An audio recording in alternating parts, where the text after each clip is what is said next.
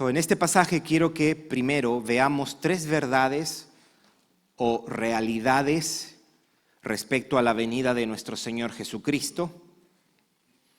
Son verdades que están en el mismo texto, salen del mismo texto, y luego responderemos en qué sentido Dios está con nosotros. Creo que el versículo 23 es central a este texto. Mateo dice, será llamado Emanuel, y él añade y dice que traducido es Dios con nosotros. Al final vamos a mirar esto de Dios con nosotros. Son tres cosas, tres verdades o realidades respecto a la venida de nuestro Señor en este pasaje. La primera es que la venida del Hijo de Dios fue obra del Espíritu Santo. La segunda es que la venida del Hijo de Dios tiene el propósito de salvar pecadores. Y tercero, la venida del Hijo de Dios es cumplimiento de su palabra. Esas tres cosas, breve voy a hacer. La venida del Hijo de Dios fue obra del Espíritu. Leamos 18 al 20, dice, el nacimiento de Jesucristo fue así. Estando desposada María, su madre, con José, antes que se juntasen, se halló que había concebido del Espíritu Santo. José, su marido, como era justo y no quería infamarla, quiso dejarla secretamente. Versículo 20 dice, y pensando él en esto, he aquí un ángel del Señor le apareció en sueños y le dijo, José, hijo de David, no temas recibir a María tu mujer, porque lo que en ella es engendrado del Espíritu Santo es. El nacimiento de Cristo fue posible por la intervención sobrenatural del Espíritu de Dios. Y este es un énfasis que hace Mateo, porque él quiere dejar claro de que no hubo participación humana en este caso de José. Usted nota el versículo 24, y despertando José del sueño, hizo como el ángel del Señor le había mandado y recibió a su mujer.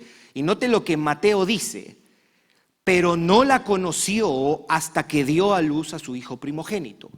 Mateo quiere destacar que la venida de nuestro Señor Jesucristo, la concepción, fue una concepción sobrenatural.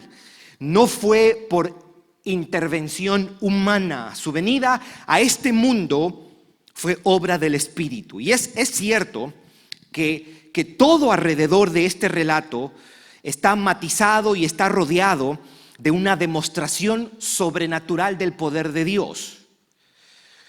Porque está la mención del ángel, ¿verdad? Una gran actividad angelical hay con la venida de nuestro Señor Jesucristo. El ángel yendo a Zacarías, el padre de Juan, el ángel visitando a María, el ángel visitando a José. Ciertamente hay una gran actividad angelical. Pero por sobre todas las cosas, aquí se ve el poder de Dios por medio del Espíritu que hace sombra. De acuerdo al relato de Lucas, el Espíritu hizo sombra sobre María para que ella concibiera. Esto nos recuerda en un sentido que Dios no solo tenía deseos de salvar, Dios también tiene los recursos para salvar. Si usted está orando por un familiar que no es creyente, usted siga orando, sigamos orando, porque Dios tiene poder para cambiar el corazón duro de esa persona. Dios no solo es el Dios de amor que ama pecadores, Él también tiene a su disposición el poder sobrenatural para la salvación de esos pecadores. El poder de Dios por su Espíritu, es el que hizo sombra sobre María para que concibiera a Cristo. Número 1, la venida del Hijo de Dios fue obra del Espíritu. Número 2, la venida del Hijo de Dios tiene el propósito de salvar pecadores. La venida del Hijo de Dios tiene el propósito de salvar pecadores. Versículo 21 dice: y dará a luz un hijo y llamará su nombre Jesús. El nombre Jesús quiere decir el Dios que salva o Salvador, y él explica: porque él salvará a su pueblo de sus pecados. Entonces, su nombre, Jesús, es un recordatorio de su misión. Por medio de su muerte y resurrección, él salvará a pecadores. Él llevó nuestro castigo y aseguró el perdón, aseguró la reconciliación con el Padre y aseguró la vida eterna. Y este solo versículo, el versículo 21, debería ayudarnos a descartar las nociones erradas que hay respecto a la venida de Cristo. El hecho de que el propósito de Cristo sea salvar pecadores de sus pecados nos debe llevar a descartar algunas ideas erróneas acerca de la salvación. Por ejemplo, Cristo no vino primeramente a darnos o a dejarnos un ejemplo de vida. Aunque su vida es el mejor ejemplo que tenemos de una vida que honra a Dios, Cristo no vino primeramente a dejarnos un ejemplo de vida. Si todo lo que predicamos es así es como debes vivir, como Jesús lo hizo, eso no es el evangelio, mis hermanos, y eso no le hace justicia al propósito por el cual Cristo vino. Y Cristo tampoco vino para dejarnos buenas enseñanzas para una vida exitosa.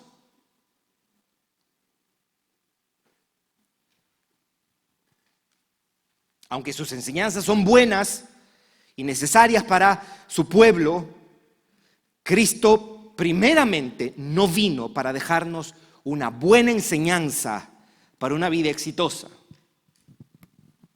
¿De qué vale saber cómo vivir bien aquí y perderse?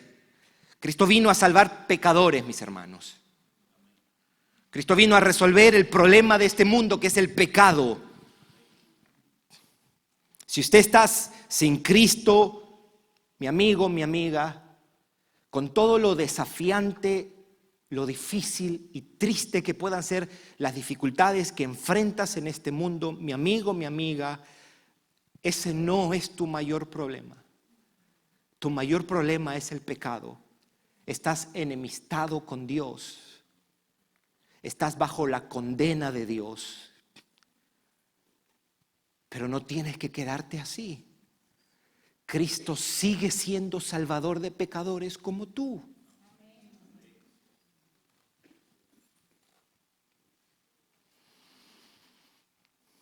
Ahora, de esto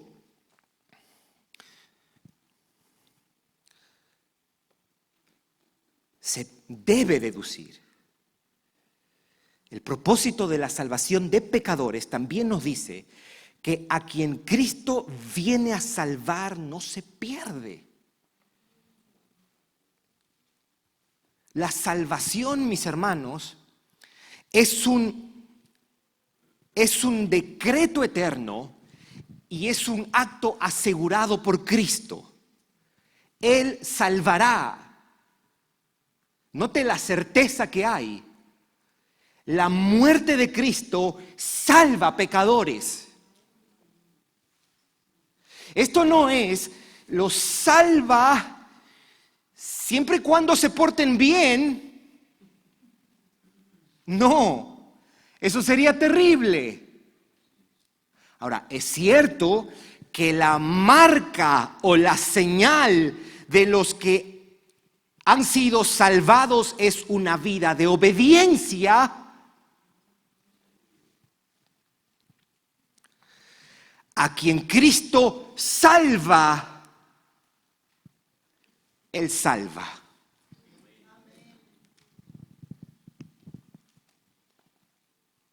Yo preguntaría, leyendo el capítulo 1, versículo 21, yo preguntaría, ¿cómo se puede perder aquel a quien Cristo vino a salvar?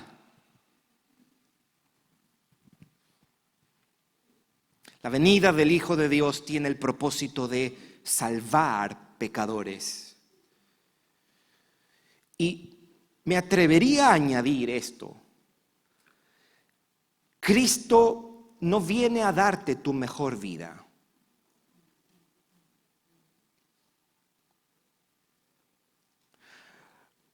No quiero minimizar el hecho de que una vida de obediencia por lo general trae o resulta en la bendición de Dios, pero obediencia a Dios no es una garantía de que vas a estar libre de sufrimiento. Es más, precisamente por haber abrazado la fe, vas a padecer persecución.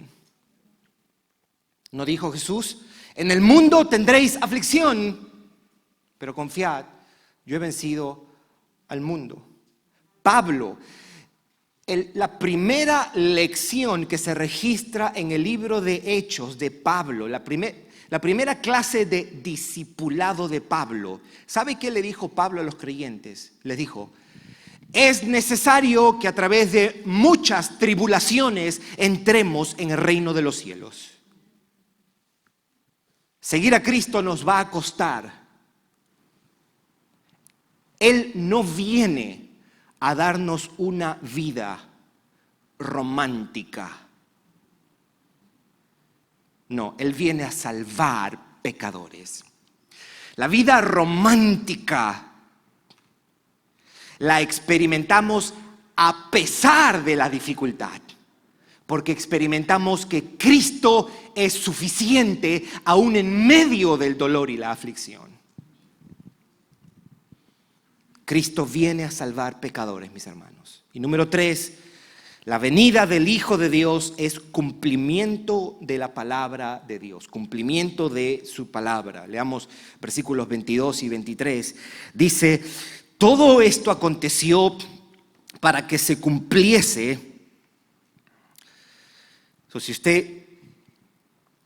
Cuando usted lea Mateo, usted preste atención a estas 3 palabras. Todo esto aconteció, o incluyendo para que se cumpliese. Es recurrente esto que hace Mateo. Todo esto aconteció, versículo 22, para que se cumpliese lo dicho por el Señor por medio del profeta, cuando dijo: he aquí una virgen concebirá y dará a luz un hijo, y llamará su nombre Emmanuel, que traducido es Dios con nosotros. Es decir, Dios había anunciado esto desde hace mucho tiempo, y en particular el profeta Isaías fue el que anuncia esto. En Isaías 7:14 está esta profecía. Pero como le dije hace un momento, note cómo Mateo dice: todo esto aconteció para que se cumpliese lo dicho por el Señor. O sea, esto quiere decir que Dios había prometido y Dios lo cumple.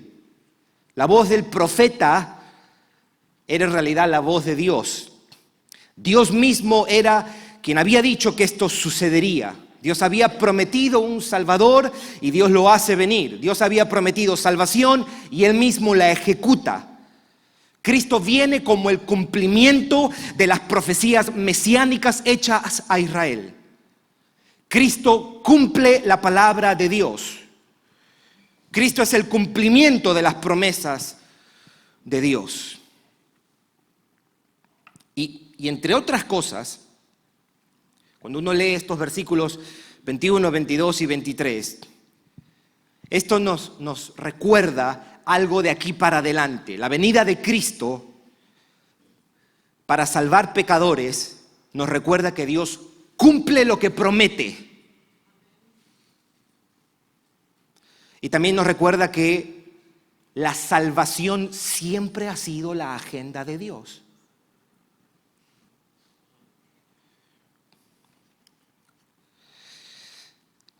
El Evangelio de Mateo, de entre los 4 evangelios, es el más judío de todos. Tiene un sabor judío. No que está solo dirigido para ellos, pero está principalmente dirigido para ellos. porque constantemente le dice a su audiencia que las cosas que pasaron en los días de Jesús era el cumplimiento de cosas que ya se habían anunciado en sus escrituras.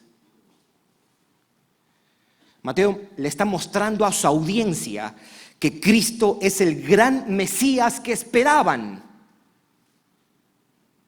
En otras palabras, esto no es una nueva religión, como se acusó a la iglesia en los primeros días de su nacimiento. La fe cristiana no era una nueva secta que nació dentro del judaísmo. Para Mateo, el discípulo de Jesús, el nacimiento de Cristo es el cumplimiento de las promesas que Dios le hizo a su pueblo desde la antigüedad. Para Mateo, para Pedro, para Pablo, el Evangelio es la realización de las antiguas profecías. Todo lo que aconteció era el cumplimiento de la tan anhelada esperanza mesiánica. Todo encajaba, todo se alineaba y cada evento estaba en congruencia con lo que Dios había anticipado. Podemos decir nosotros los creyentes que en este sentido el cristianismo es una continuación. Se corresponde con todas las cosas que fueron dichas en siglos pasados y con las esperanzas que los israelitas aguardaban como nación. Por eso es que para Mateo, para Pedro, para Juan, para Pablo, lo más natural y razonable para un judío es abrazar el evangelio de la gracia. Lo más natural para un judío es creer en Jesús como el Mesías que tanto anhelaban. La venida del Hijo de Dios es cumplimiento de profecías, es cumplimiento de su palabra. Para resumir, la venida de Cristo fue posible por la intervención sobrenatural del Espíritu de Dios. La venida de Cristo tiene el propósito de salvar pecadores. La venida de Cristo es el cumplimiento de la palabra de Dios.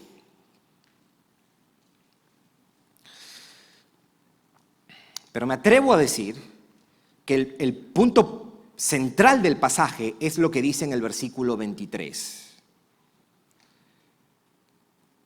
Dice, todo esto aconteció, se nota cómo él resume todo eso. Todo esto aconteció para que se cumpliese lo dicho por el Señor por medio del profeta cuando dijo, he aquí una virgen concebirá y dará a luz un hijo y llamará su nombre Emmanuel, que traducido es Dios con nosotros. Dios con nosotros. La venida de Cristo trae a la realidad un hecho inédito, un hecho histórico, un hecho inigualable y glorioso, y es que el Dios de los cielos está ahora con nosotros. La llegada del Hijo de Dios al mundo hace posible que Dios esté con nosotros. Dios ha venido al mundo en Cristo. Con la venida de Cristo, Dios está con nosotros. Dios anuncia el nacimiento sobrenatural de un niño por medio de una virgen y dijo que ese niño sería llamado Emmanuel. El Dios invisible se ha hecho visible, diría el apóstol Juan. El Dios trascendente que está por encima de su creación se ha hecho accesible. El Dios lejano de sus criaturas a causa de su pecado se ha hecho cercano a ellos. Eso es lo que nos está diciendo Mateo. El Dios que tiene su trono en los cielos ahora está con nosotros aquí en la tierra. Y la pregunta que debemos o podemos hacer es cómo Dios está con nosotros, en qué sentido está con nosotros, cómo es eso posible. Yo creo que podemos decir un par de cosas. La primera, la más básica. Dios está con nosotros en la persona de su Hijo Jesucristo. El Verbo se hizo carne y habitó entre nosotros. En la persona de su Hijo, Dios viene a salvarnos. Esto es único al cristianismo. Esto es único al cristianismo. Por medio de la muerte, Él viene a redimirnos, viene a reconciliarnos. Dios se acerca y permanece con nosotros en la persona del Redentor. Él no está distante y tampoco ha sido indiferente. Esto es bueno recordarlo para aquellos que dicen, ¿y dónde está Dios con nosotros? Está con nosotros para salvarnos, pero también para tener comunión con Él por medio de su Hijo. Él está con los que por la fe se acercan a Cristo. Está con los que creen en el Hijo de Dios. Y eso es bueno, no estamos solos.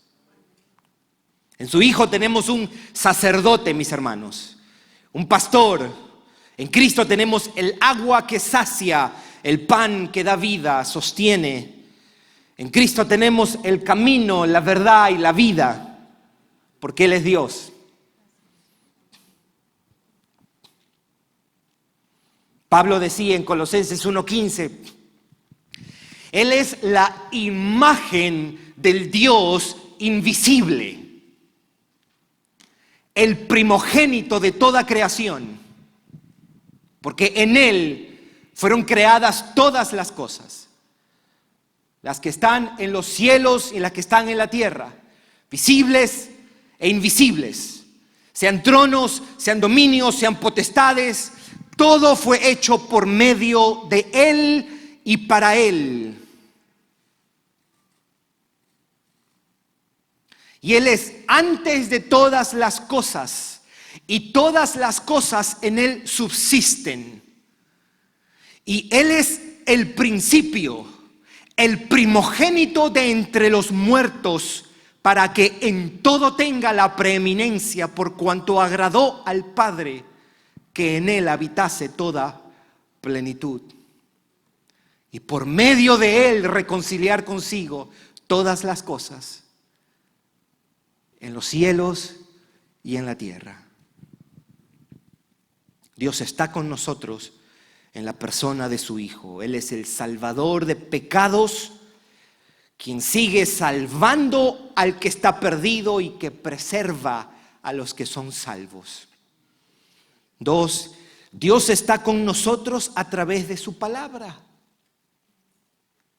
Así como Dios estuvo con su pueblo en los días de Mateo, por medio de su palabra profetizada y su palabra cumplida, así hoy también se dirige a nosotros por medio de su palabra. Dios está presente con su pueblo por medio de su voz. No sé quién era el que decía, ¿quieres escuchar la voz de Dios? Lee en alto su palabra. Está en medio de su pueblo por medio de su palabra, por medio de la Escritura. Dios nos habla, nos sigue hablando Dios. Nos instruye, nos corrige, nos promete, nos enseña, nos consuela por medio de su palabra, nos da esperanza por medio de su palabra. Dios está con su pueblo por medio de su palabra. Amén.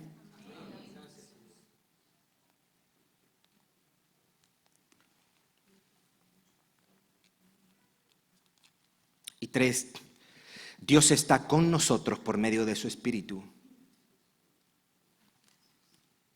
El mismo Espíritu que estaba activo y se movía sobre las aguas en la creación, el mismo Espíritu que sostiene todas las cosas, el mismo Espíritu que hizo sombra sobre María para que quedara embarazada, el mismo Espíritu que luego resucitó a Jesús del sepulcro, es el mismo que ha descendido sobre su iglesia.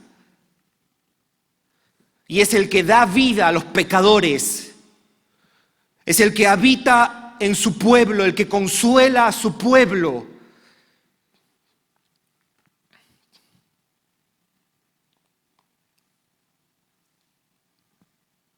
Una vez alguien me preguntó, ¿en su iglesia no se caen? Yo le dije, bueno, sí, un par de hermanos se cayeron el otro día porque estábamos jugando ahí. No, si no se caen. ¿En dónde? En el servicio, si se caen. No, le dije. Entonces, mire la conclusión. Si ustedes no creen en el Espíritu. ¿En dónde? Que me he perdido. ¿Dónde está en la Biblia? ¿Ok? Que el Espíritu es el que viene a tumbar a la gente.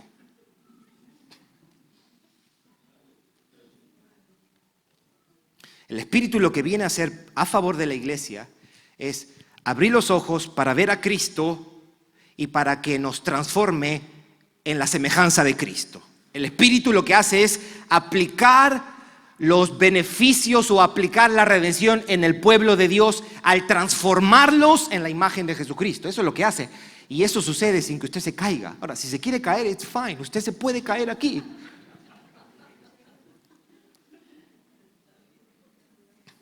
Y sí, debemos buscar su presencia. Debemos buscar sentir el poder del Espíritu, la presencia del Espíritu. El glorioso Espíritu de Dios es el que agarra a un hombre orgulloso y arrogante, envidioso, jactancioso, y lo hace santo, humilde, sencillo, aunque nunca se caiga. Y si se cae está bien, pero si se levanta como un hombre más piadoso, bueno, gloria a Dios. ¿Para qué vamos a caernos aquí si en casa usted va a seguir siendo la misma persona? Nadie cambia por... No, es un toque y te cambia. ¿Sabe cómo cambiamos? Arrepintiéndonos de nuestro pecado por la convicción que trae el Espíritu y abrazando a Cristo por la fe. Así es como obra el Espíritu. No, esta cuestión de yo vengo a ver, voy a esperar a ver que me toque. Sí. Que me toque Cristo. A ver. No, vamos a tocarlo a Cristo por la fe.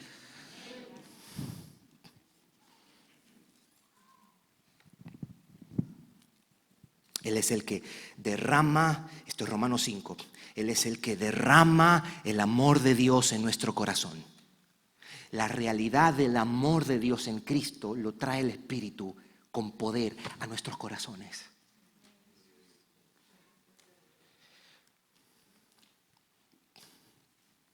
El que nos transforma, nos capacita para obedecer, quien nos sostiene en la prueba, ese es el Espíritu de Dios.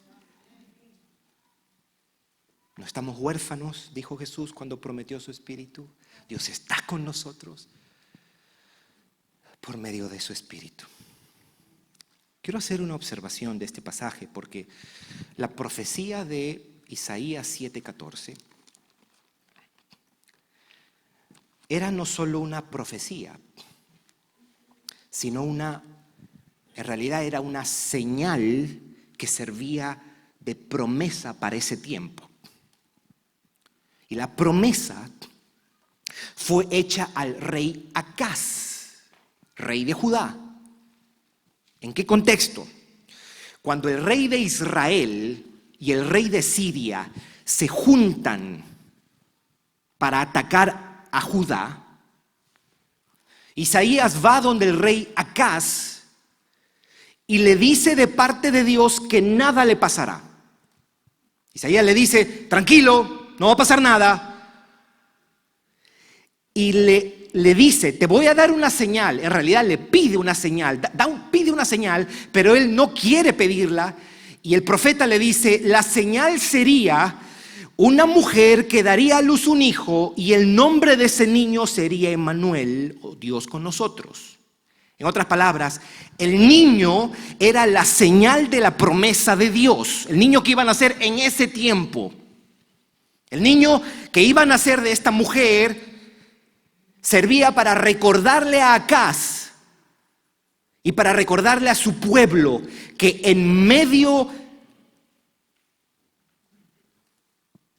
de la dificultad Dios estaba con ellos y que no les pasaría nada. El efecto que buscaba con esa promesa era que ellos confiaran. Cuando miraran a ese niño, ellos dirían, esta es la señal de que Dios está con nosotros. Podemos confiar. Y ese es el efecto que Dios quiere en los suyos. Ahora también. Cristo es la voz de Dios, la señal de Dios, la promesa de Dios, la profecía de Dios que nos dice, yo estoy contigo. Y no porque nos va a librar de un peligro temporal, sino por cuanto nos ha librado de un peligro eterno. Por cuanto nos ha redimido no de una muerte temporal, sino de la muerte eterna. Dios con nosotros. Dios con nosotros. En Cristo, Dios vino a habitar con los que se sienten solos y abandonados para acompañarlos. Dios vino a habitar con los que luchan con temores para darles seguridad. Con los que todavía batallan con pecados para decirles, hay perdón. Dios vino a habitar con los que con frustración caen en la tentación para mostrarse paciente con ellos. Vino a habitar con los que sienten la amargura y la tristeza de la culpa por sus pecados para decirles, yo soy tu justicia. Yo soy tu justicia. Él vino a habitar con los que lamentan por sus malas decisiones para decirles que Él todavía intercede por ellos. Él vino a habitar con los débiles para fortalecerlos, con los que eran extraños para adoptarlos como hijos, con los que luchan con su falta de identidad para mostrarles que los ama.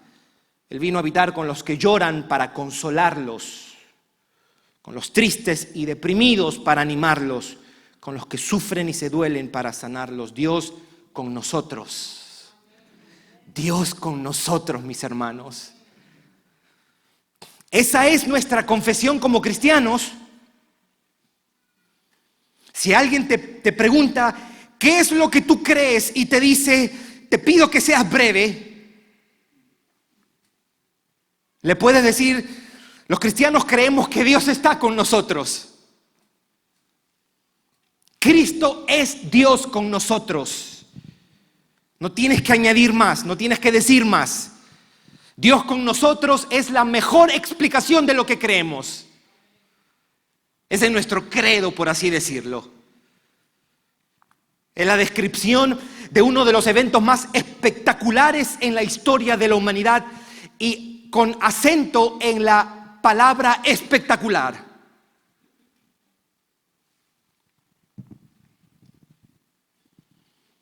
Es una de las promesas más preciosas que Dios cumplió.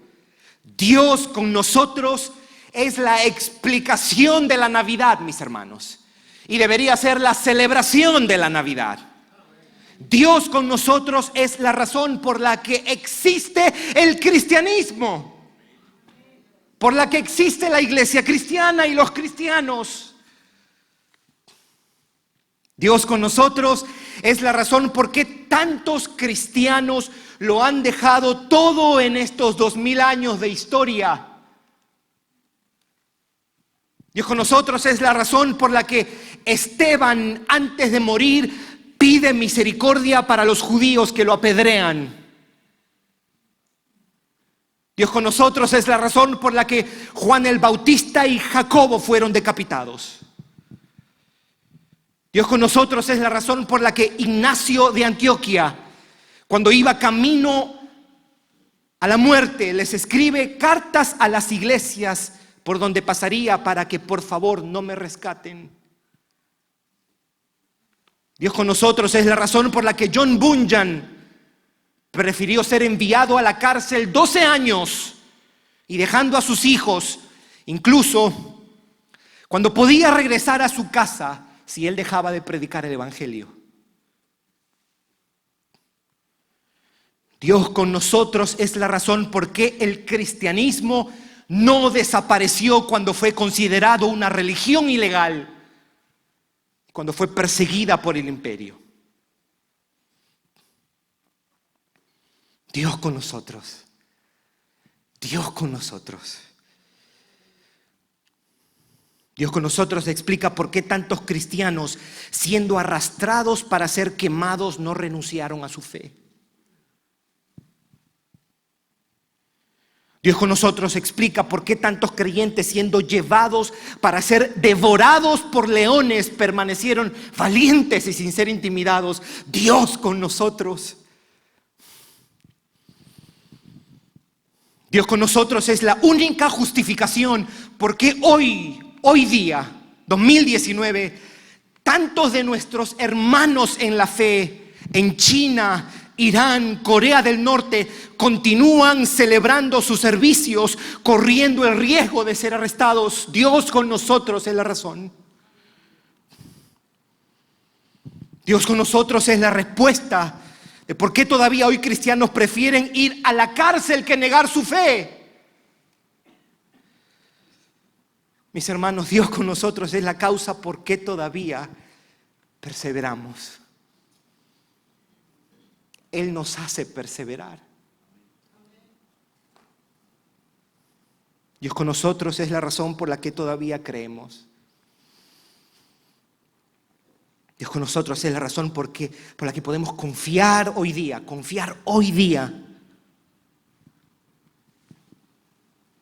Por la que podemos esperar.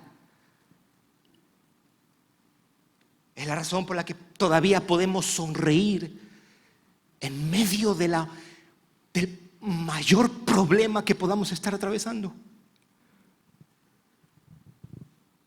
Dios con nosotros es la única verdad que te dará esperanza en el día de tu aflicción. Es la descripción de una de las cosas más consoladoras y esperanzadoras que tenemos los hijos de Dios. Dios está con nosotros. Mi amigo, Dios está con nosotros todavía para salvar pecadores. Y Él te dice: si vienes a mí, yo no te echo fuera. Ven a Cristo. Él te dice: ven si estás cargado y trabajado. Ven y yo te daré descanso para tu alma. Ven y bebe del agua que yo te daré para que no tengas sed jamás. Come de mi carne porque es vida. Dios está con nosotros todavía. Y está con nosotros para preservar, cuidar y sostener a los pecadores salvados.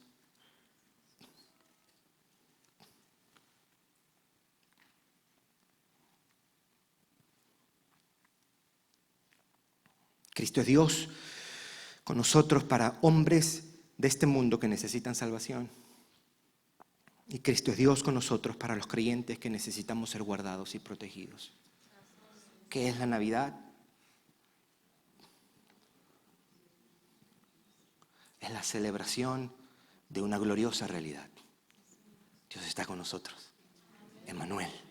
Vamos a orar.